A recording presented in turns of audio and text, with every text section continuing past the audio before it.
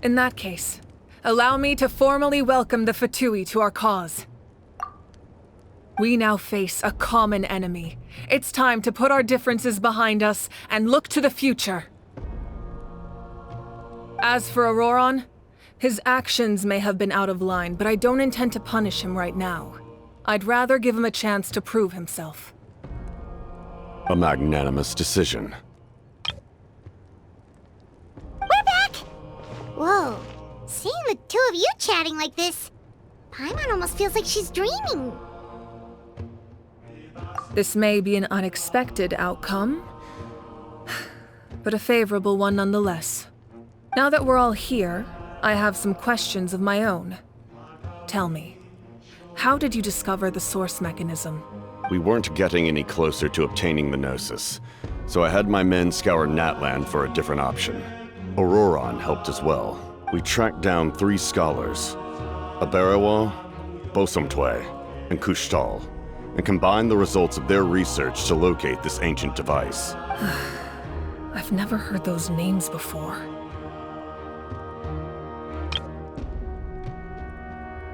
Seems like my own investigation failed to locate some critical personnel. I'm just not sure how I missed them. Strange. Perhaps they simply live in seclusion. In any case, their results speak for themselves. That's true. Now we have another option at our disposal. Compared to using the Gnosis, our current plan will buy us some time. And if all else fails, we still have this plan as a last resort, even though executing it will come at a heavy cost. But that means making everyone forget their past! We should definitely try to avoid it if we can. Oh, actually, speaking of the Gnosis, how did you know what it could do? That story begins with the Cataclysm 500 years ago. I failed to save khaenri'ah from the rampage of the Abyss.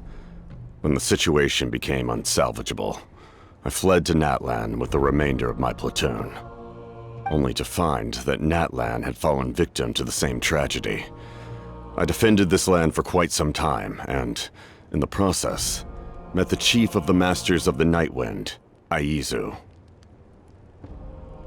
I'm sure many people viewed khaenri'ah as the cause of the tragedy, but Aizu was kind to me all the same, and even helped me in my time of need. From that moment, I made it my mission to aid Natlan. In battle, a warrior fights to win. Even though my homeland was lost, I was already committed to this fight.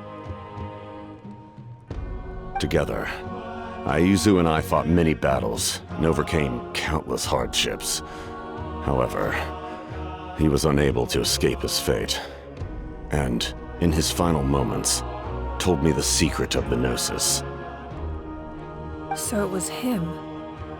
He recommended using the Gnosis on several occasions, even before the tragedy. But I turned him down each time. You knew him, and you fought for Natlan all those years ago. Why don't I recognize you? It must be the mask.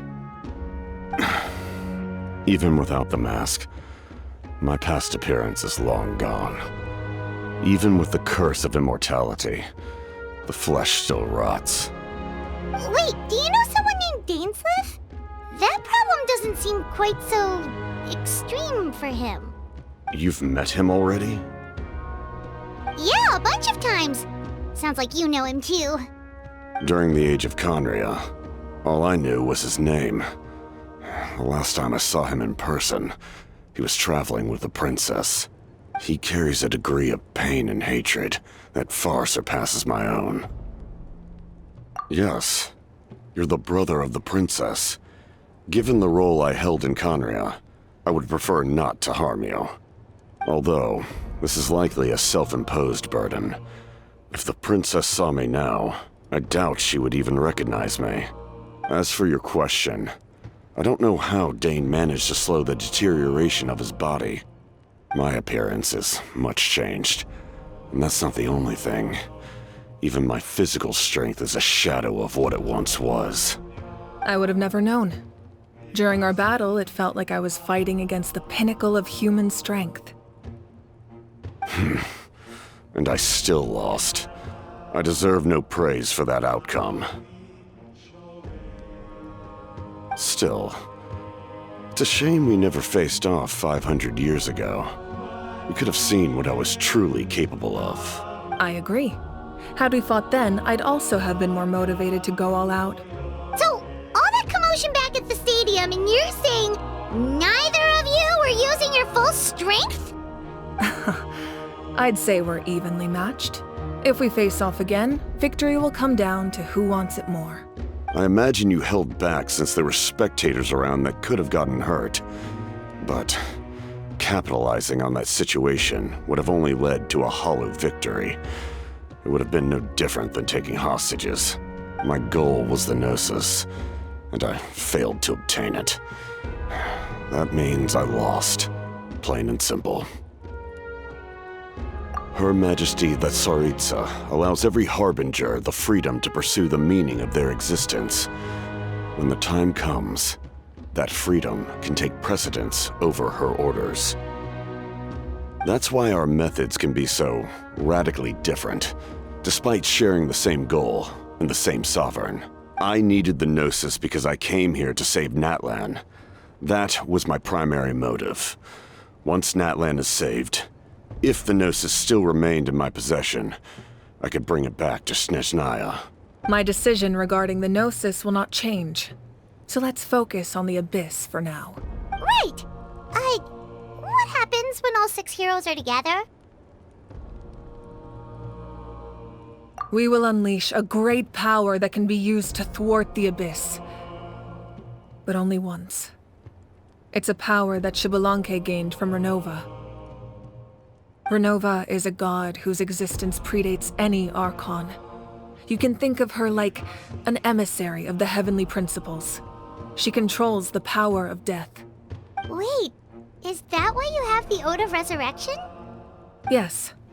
Renova also orchestrated Natlan's rules. As for the Divine Throne, like I said before, when a human ascends to the Divine Throne, their inner flame will awaken. The size of the flame depends on the person's potential.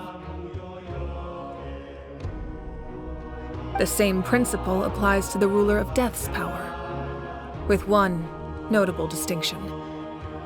The amount of power inherited will not change depending on your ability to tolerate it. In other words, it's a kind of power that not everyone can withstand.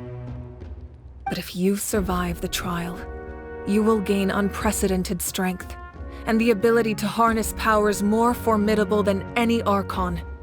That still sounds really risky. We cannot walk this path without accepting risk. Mualani charged into the Night Kingdom despite the abyssal contamination. Ororon fought back from the brink of death. In the face of their bravery, I must respond in kind. That is my duty. Spoken like a true leader. All right, that's enough for one day. You should head back and get some rest. I'm sure you're exhausted. The Abyss will likely sense the change in Ororon. It's possible the frequency of the attacks will increase. There are many challenges to come, so we need to be prepared. When you put it that way, Paimon feels even more exhausted. All right, let's head back.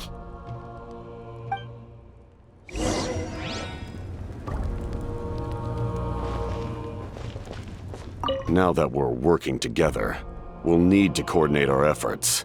I'll leave a portion of my forces for you to command. That will definitely help relieve some pressure. You're sure they won't object?